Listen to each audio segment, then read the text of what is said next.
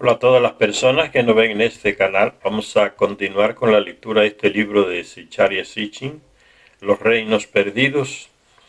La última vez estábamos hablando de ese gran investigador, antropólogo, Poznański, que residió en Bolivia varios años y dedicó muchos años a estudiar las ruinas de Tiwanaku. Él es como la referencia, ¿no?, principal a la hora de profundizar sobre la arqueología en esos edificios antiguos ahí de Tiwanaku, Poznański. Sigue diciendo Sitchin, no menos importante fue el descubrimiento que hizo Poznański de que en el lugar de los ojos del dios, el oro incrustado y los clavos sujetaban unos redondeles de turquesa en las hendiduras de los ojos. Hemos descubierto, proseguía Poznański, muchas de estas piezas de turquesa perforadas en el centro en los estratos culturales de Tiwanaku. Detalle que le llevó a creer que no solo los relieves de las puertas, sino también las gigantescas estatuas de piedra de los dioses que se encontraron en Tiwanaku tenían el rostro incrustado en oro y los ojos en turquesa, esa piedra preciosa. Este descubrimiento es de lo más significativo, pues no existen turquesas ni piedras semipreciosas azules, verdosas, en ningún lugar de Sudamérica. Es un mineral cuya más antigua extracción se sitúa a finales del quinto milenio antes de Cristo en la península del Sinaí, allá en Medio Oriente. Y en Irán también se encuentran. Además de esto, las técnicas de incrustación eran puramente de Oriente Próximo. O sea, la técnica que se usó para incrustar esas turquesas en los ojos, en los orificios de esas imágenes de piedra de esos llamados dioses ahí en Tiwanaku, esa técnica era puramente de Oriente Próximo y no se encuentran en ningún otro lugar de las Américas, ciertamente no en aquellas épocas. Ven cómo la tecnología viene de allá, de allá aquí, de aquí allá. Son ellos que van y vienen en sus naves y la llevan, se la enseñan a los terrestres. Virtualmente la totalidad de las estatuas que se han encontrado en Tiwanaku muestran a los dioses con 3 lágrimas en cada ojo. Las lágrimas estaban incrustadas en oro, como se puede ver todavía en algunas de las estatuas que se exhiben hoy en el Museo del Oro de La Paz, en Bolivia. Hay una famosa estatua que recibió el apodo de El Fraile. Es esta aquí, no sé quién le puso el fraile a esta, el fraile. Aquí están las lágrimas y todas tenían oros y turquesa, ¿no?, incrustados, en los ojos y en estas lágrimas. Aquí también. Eso se lo roban los buscadores de tesoros.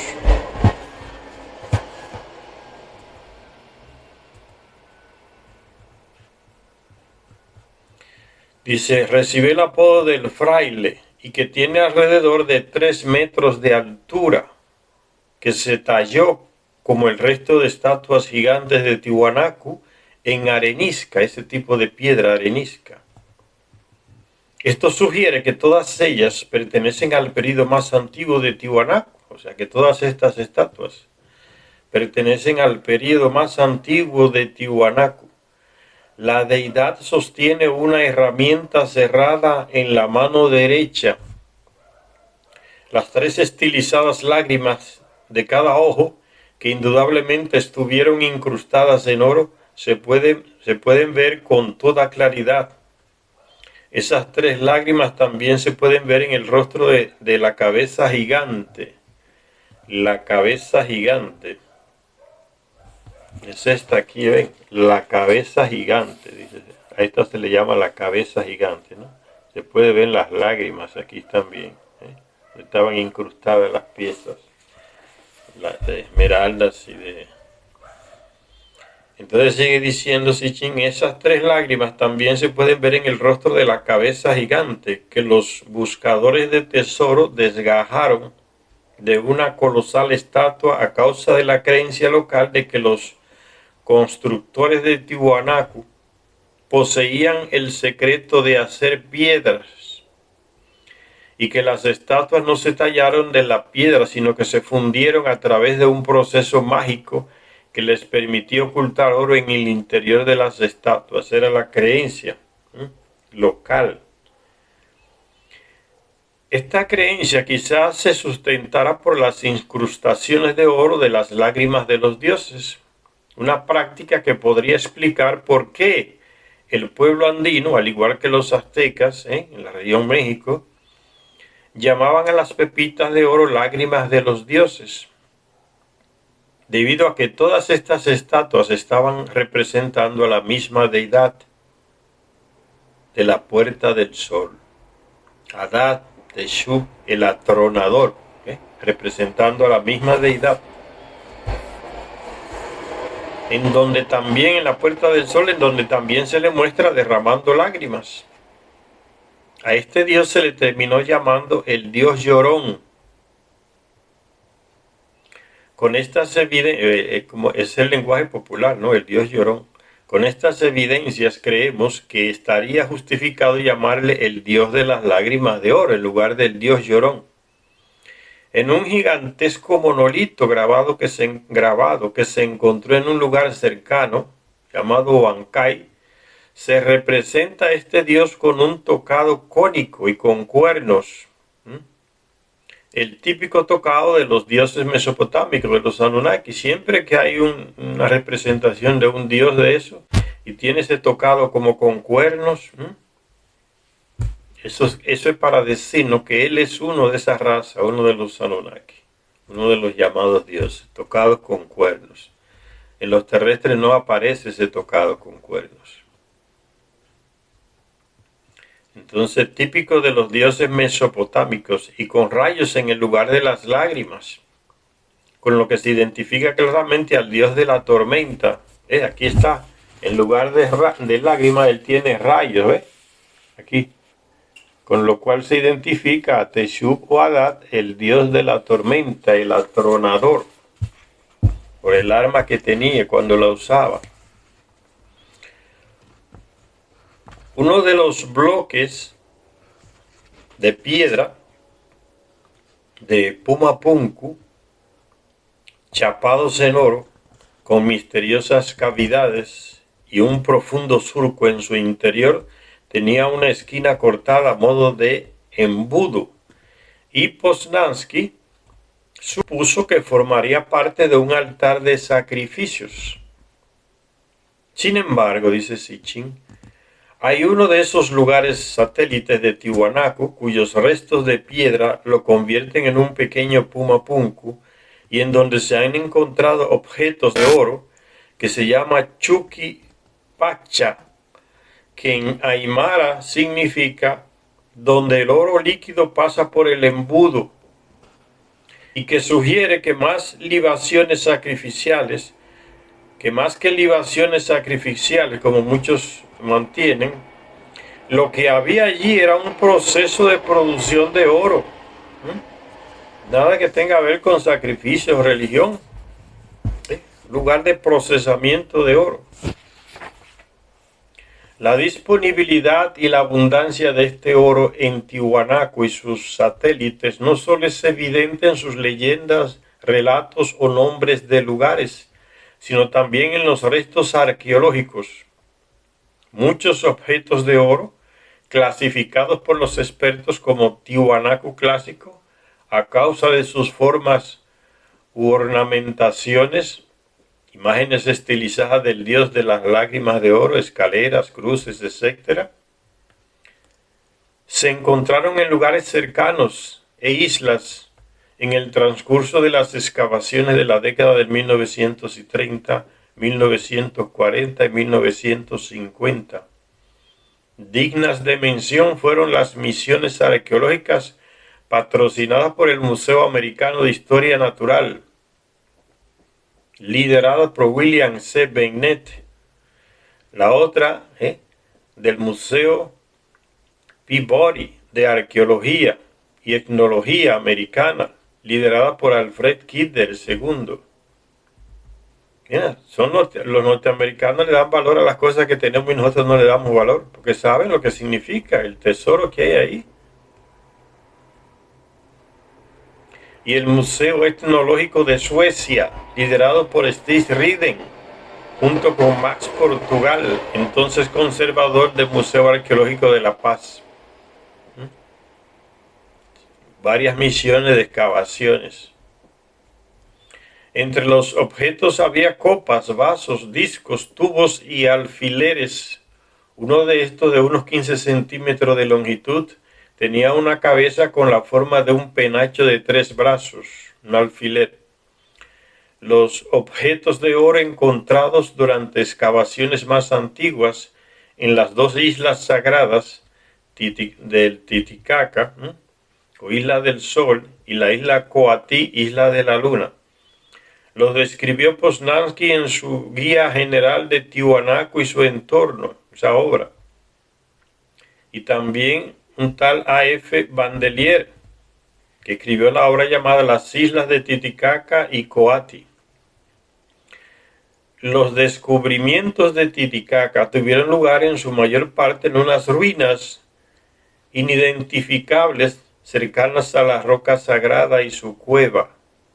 Los expertos no se ponen de acuerdo acerca de si los objetos pertenecen a los periodos primitivos de Tiwanaku o, como algunos sostienen, provienen de tiempos de los incas, pues se sabe que los incas iban a la isla para dar culto y erigir santuarios durante el reinado de Maita Capac, el cuarto soberano inca. Los descubrimientos de objetos de oro y bronce en Tiwanaku y sus alrededores no dejan lugar a dudas de que el oro precedió al bronce, es decir, al estaño, en esta región. El oro fue primero. Poznański fue muy enfático al relegar el bronce al tercer período de Tiwanaku y mostró casos en los que se habían utilizado grapas de bronce para reparar estructuras de la época del oro. Dado que en las montañas cercanas existen evidencias claras de que el mineral de estaño y el oro se obtenían en los mismos lugares, es probable que el descubrimiento del oro, seguido por su minería de placer en la región del Titicaca. Minería de placer significa esa minería que extrae el oro de los ríos y no en subterráneos o en minas subterráneas.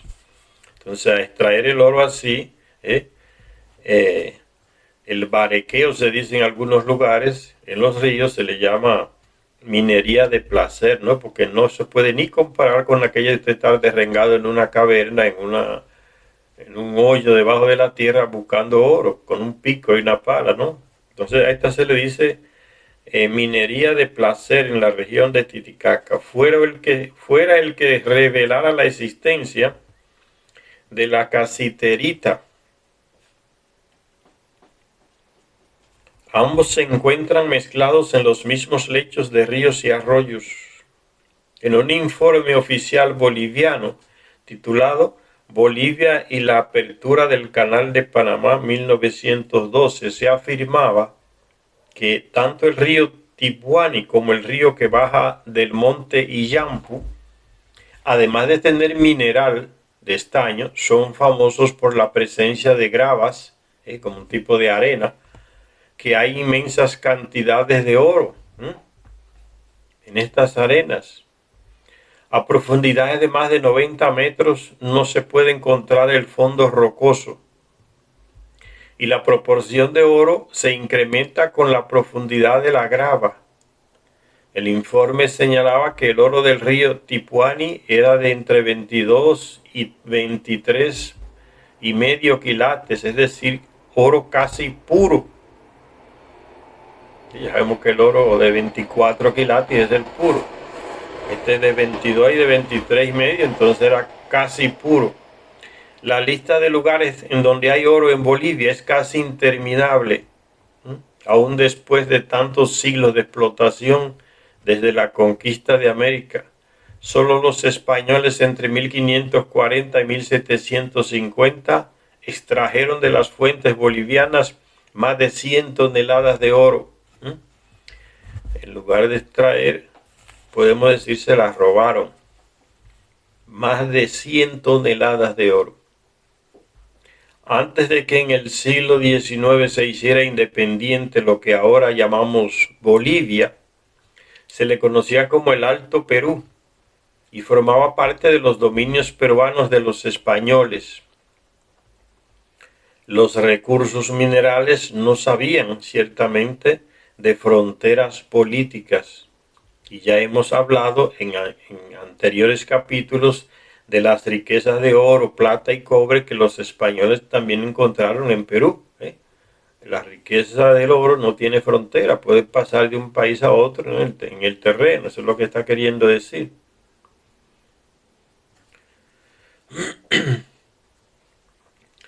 Dice de oro, plata y cobre que los españoles encontraron también en el Perú, y de la creencia europea de que el filón madre de todo el oro del oeste de las Américas, norte y sur, se encontraba en los Andes peruanos. Si echamos un vistazo a un mapa de los recursos minerales de América del Sur, tendremos una imagen clara. Hay tres bandas de diversa amplitud de filones de oro, plata y cobre que serpentean a lo largo de la cordillera andina, con una inclinación noroeste-sudeste, desde Colombia en el norte hasta Chile y Argentina en el sur. Punteados a lo largo de estas bandas están algunos de los veneros de estos metales más famosos, o sea, las fuentes, los veneros.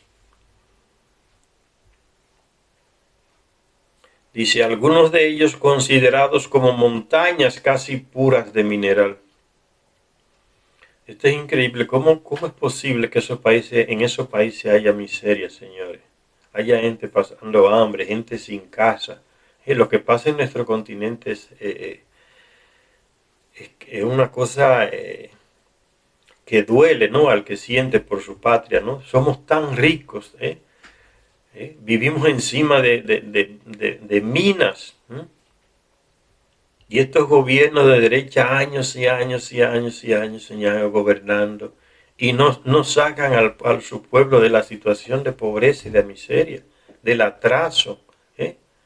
No industrializan su metal, su oro, su plata, no lo industrializan. Todo se lo lleva a Estados Unidos y Europa, es increíble. Y ahora los chinos. ¿Cuándo será que nuestro continente se va a liberar de esa mentalidad de estar vendiendo solamente materia prima, ¿no? Y uno sabe que no depende solamente de la voluntad de un presidente. En estos tiempos en que estamos ahora es casi imposible usted nacionalizar un mineral en su propio país, porque Estados Unidos está en una decadencia, está como aquel ahogado que al que se le acerque lo agarra y lo ahoga también. No se importa si se ahogan los dos. El desespero del imperio por mantenerse a flote, porque se está yendo al carajo. Entonces, cualquier país que se le levante va y lo explota, le manda misiles, le mete barcos, aviones, porque tiene el poder. Es difícil en estas épocas que un presidente diga este oro es nuestro y lo vamos a industrializar y se lo vendemos a quien quiera comprarnos. Es difícil. La cosa es complicada. No se trata solo de la voluntad de una persona. Hay que ver toda el contexto, ¿no? Geopolítico antes de hacer ciertas cosas. Sigue diciendo entonces Sitchin,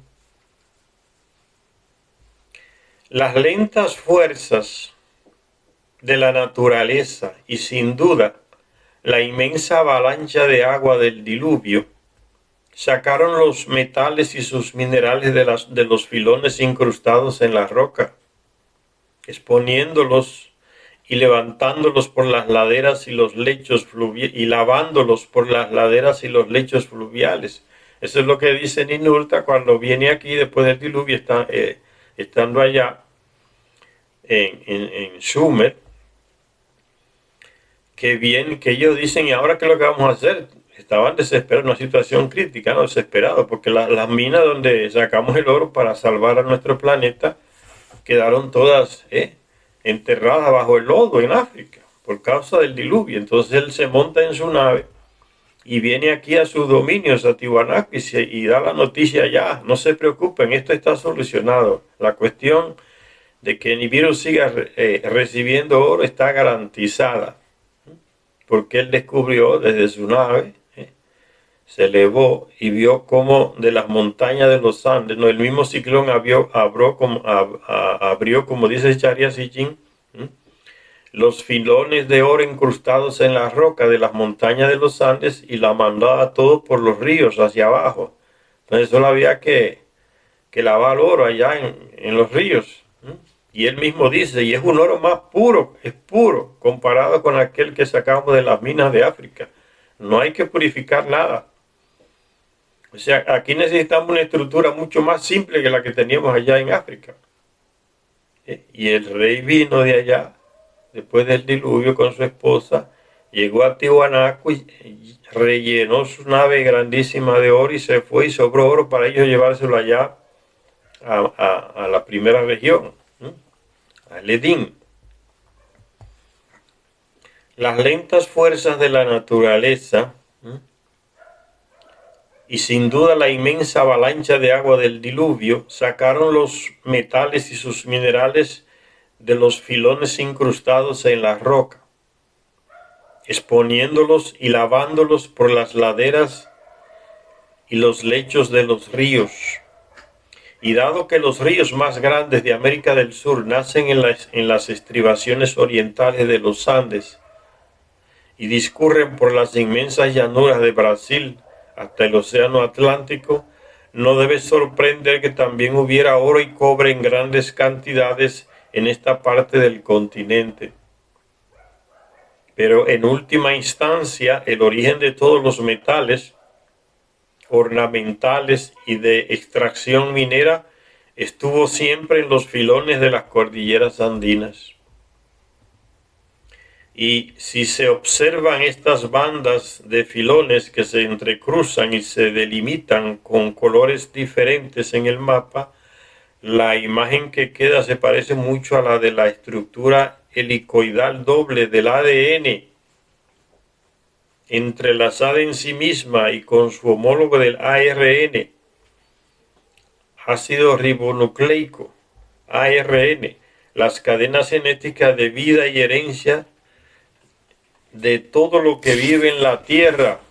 Cada planeta tiene su ADN. En el interior de estas bandas se encuentran dispersos otros valiosos minerales, algunos de ellos raros, como el platino, bismuto, manganeso, wolframio, hierro, mercurio, azufre, antimonio, asbesto, cobalto, arsénico, plomo, zinc, y muy importantes para la fundición y el refinado, tantos antiguos como modernos, el carbón y el petróleo. Algunos de los filones más ricos de oro, en parte lavados en los lechos fluviales, lechos de los ríos fluviales, se encuentran al este y al norte del lago Titicaca. Allí en la cordillera real que rodea el lago desde el nordeste al sudeste, una cuarta banda de filones se une a las demás, una banda de estaño en forma de casiterita. Esta banda se halla presente en la costa oriental del lago Titicaca y gira hacia el oeste a lo largo de la cuenca del Titicaca para después correr hacia el sur, casi en paralelo al río Desaguadero. Se une a otras tres bandas de filones cerca de Oruro y del lago Poopó y allí desaparece. La riqueza de Bolivia, increíble.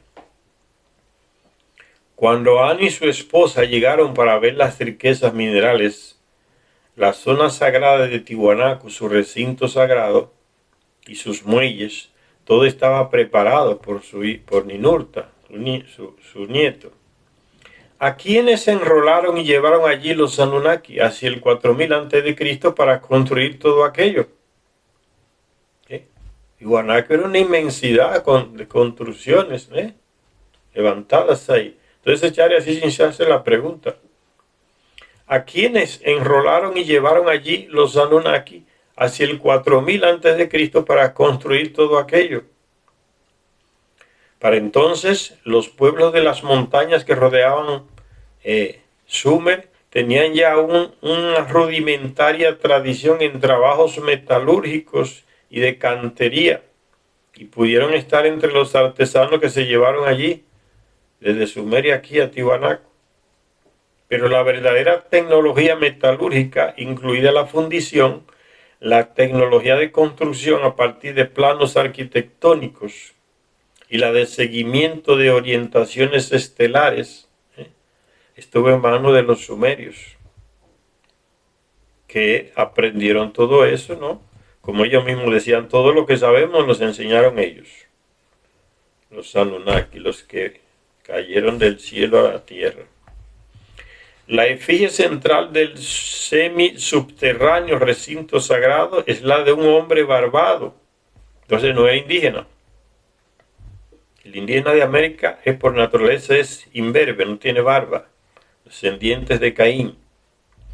La efigie central del semisubterráneo recinto sagrado es la de un hombre barbado, como lo son muchas de las cabezas de piedra que se sujetaron al muro del recinto y que retratan a dignatarios desconocidos. Muchas de ellas llevan turbante como los que llevaban los dignatarios sumerios.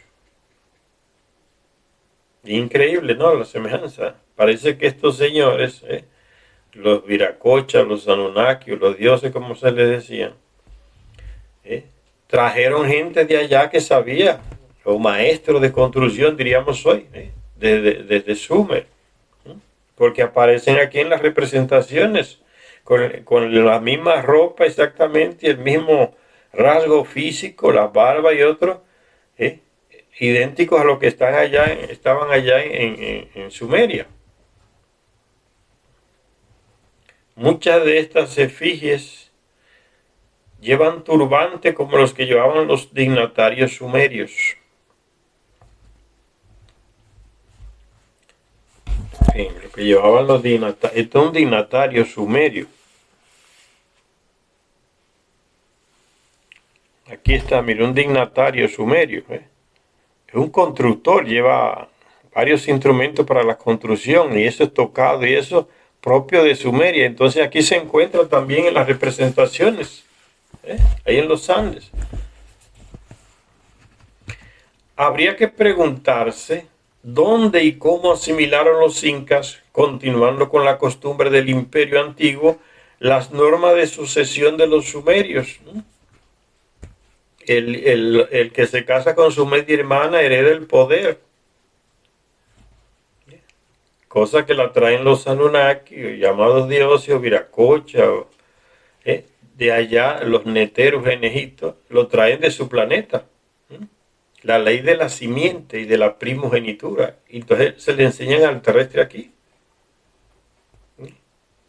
En el Antiguo Testamento vemos eso. Grandes dirigentes casados con sus medias hermanas. Abraham, por ejemplo. Y eso se daba aquí en la cultura de los incas también. Hay una historia llamada la leyenda de los hermanos Ayar. Los cuatro estaban casados con sus hermanas. La tradición y la ética y la moral de los Anunnaki, de los viracochas. Esa es la moral y la genética que traemos. Esa es la moral y la ética que traemos en nuestra genética. La otra moral de que eso es sucio, eso es gente salvaje, eso es pecado, esa nos la metió la religión católica en la cabeza. Por eso mucha gente que se casa con su medio hermano, enamora, o tiene sexo. Si el pueblo donde vive se entera a alguien, tienen que salir corriendo, dice, porque hasta el sacerdote los maldice, ¿no? Y la gente dice, esto están malditos, tienen que ir, son hijos del infierno, de Satanás, y tienen que salir corriendo y irse a vivir a otro lugar, porque si le nacen hijos ahí, no aguantan la presión de la gente, porque ya la cabeza la tienen agarrada por la religión. Eso es pecado, eso es fuera de la gracia, eso es un desgraciado, es una maldición para la comunidad. Van a salirle monstruos a los dos, los hijos que nazcan van a ser monstruos. Todo ese terror psicológico lo viene de la religión, porque la religión sustituye la moral y la ética que nos viene de los Anunnaki, que está en la genética nuestra, y la sustituye por esa moral y ética que es pura hipocresía de la religión. Pura hipocresía. Metiendo a todo el mundo de cabeza, cásense por la iglesia, ellos no se casan. Y en el nombre del mismo Dios que lo casan a usted, en el nombre de ese Dios también dicen que ellos no se casan. Una locura total. Sigue Sitchin diciendo, habría que preguntarse dónde y cómo asimilaron los incas, continuando con la costumbre del imperio antiguo, las normas de sucesión de los sumerios. O lo que es lo mismo, la de los Anunnaki, porque es de ellos que vienen esas normas de sucesión. Se pregunta Sitchin, ¿por qué en sus conjuros los sacerdotes incas invocaban al cielo con mayúscula, que es Nibiru? Invocaban al cielo pronunciando las palabras mágicas Si-Ana, Si-Ana. Y al planeta Tierra con la palabra Si-Kia. Los Anunnaki llaman al cielo como el lugar de ellos, el planeta Nibiru, cielo con mayúscula, y a la Tierra le dicen Ki. Es el nombre que los Anunnaki le tienen del planeta, Ki, el planeta Ki. Por eso cuando llega Ea aquí al planeta, después de un tiempo, que es nombrado comandante en jefe, se le llama Enki, o sea, comandante del planeta Ki, Enki. ¿Ve? Y aquí los sumos sacerdotes en los Andes también le llaman al cielo Si-Ana. Y a la Tierra, al planeta, con las palabras Si-Kia. Términos absolutamente sin significado en quechua. Quechua, que ese no es el nombre de esa lengua, quechua. Quechua, eso lo inventó un sacerdote español ahí, medio burrón, que le preguntó a unos indígenas ahí en el Perú que ellos estaban arreglando unas cuerdas, fabricando unas cuerdas, varios de ellos, y hablando en su lengua. Y aquel sacerdote, aquel fraile llega y le dice, ¿qué lengua que ustedes están hablando? Pero le hablan en español. Y aquellos le responden en su lengua, diciéndole, no entendemos lo que estás diciendo, que en la lengua que ellos estaban hablando significaba quechua, quechua. Y el padre, inteligente, interpreta que ese era el nombre del idioma que esta gente estaba hablando. Y así se quedó hasta el día de hoy. Quechua, eso no es igual que Sumeria, igual que cangurú en Australia. Los mismos disparates de los europeos se repiten en varios lugares. El problema es que lo seguimos repitiendo nosotros también. Quechua dice. La mujer que investiga eso y descubre que el nombre de ese idioma era el Runasimi. Es Ruth Amarili Sotomayor, que ya se la mencioné varias veces. Hay muchos vídeos de ellas en YouTube, pero murió el año pasado allí en España. Escribió más de 50 libros. Vale la pena leerse ese material de esa mujer. Que ella hace historia científica, no con hipótesis. Ella no hace hipótesis de nada. Historia científica con pruebas. Y sigue diciendo entonces que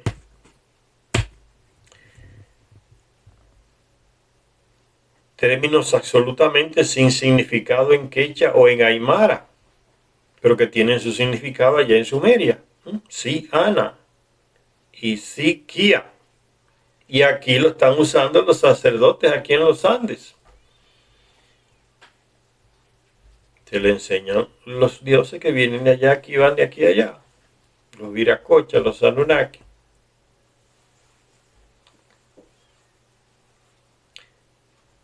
Dice, sin significado en quechua o en aymara. Según un escritor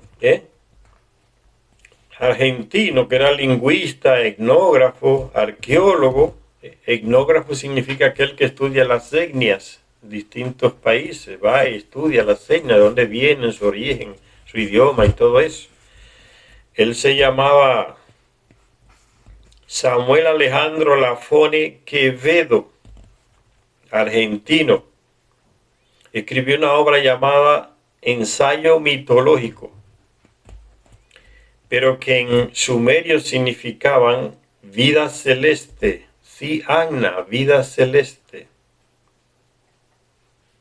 Según ese Quevedo, esas palabras, sí, Agna, significaba vida celeste, vida de tierra y agua, Siquia. ¿Y por qué los incas conservaron de la época del Imperio Antiguo el término anta para los metales en general y para el cobre en particular? Un término que en sumerio, que es sumerio, anta, es un término sumerio, pero los incas lo usaban también. Se habría clasificado junto con agna, estaño y ámbar, hierro. Entonces no es complicada la respuesta. Si ya sabemos que de aquí a allá y de allá aquí iban y venían estos señores en sus naves y transmitían los mismos conocimientos, las mismas historias que ellos le enseñaban allá, se le enseñaban aquí, al terrestre.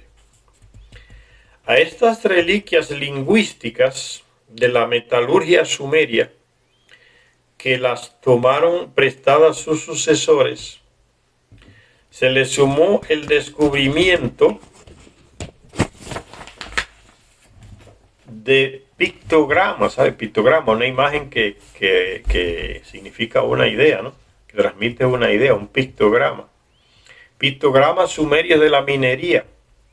Los arqueólogos alemanes, dirigidos por un tal A. Bastian, se encontraron con estos símbolos grabados en las rocas de las riberas del río Manizales, en la región aurífera central de Colombia. Y una misión del gobierno francés bajo la dirección de E. André se encontró mientras exploraba los lechos fluviales de la región oriental con símbolos similares, grabados en las rocas que había por encima de unas cuevas que se habían profundizado artificialmente. Alguien las hizo. Muchos petroglifos de los centros auríferos andinos, las rutas que llevan hasta estos o a los lugares en donde aparece el término Uru como componente del nombre, disponen de símbolos que tienen todo el aspecto de pictogramas o de escritura cuneiforme, en forma de cuña, aquella de la antigua Sumeria. Entonces se encuentran las mismas escrituras aquí. Y más reciente, pues en la cueva de los tallos también, ¿no? Aparecen placas enormes con la escritura cuneiforme. Ahí en Ecuador. Los Uru.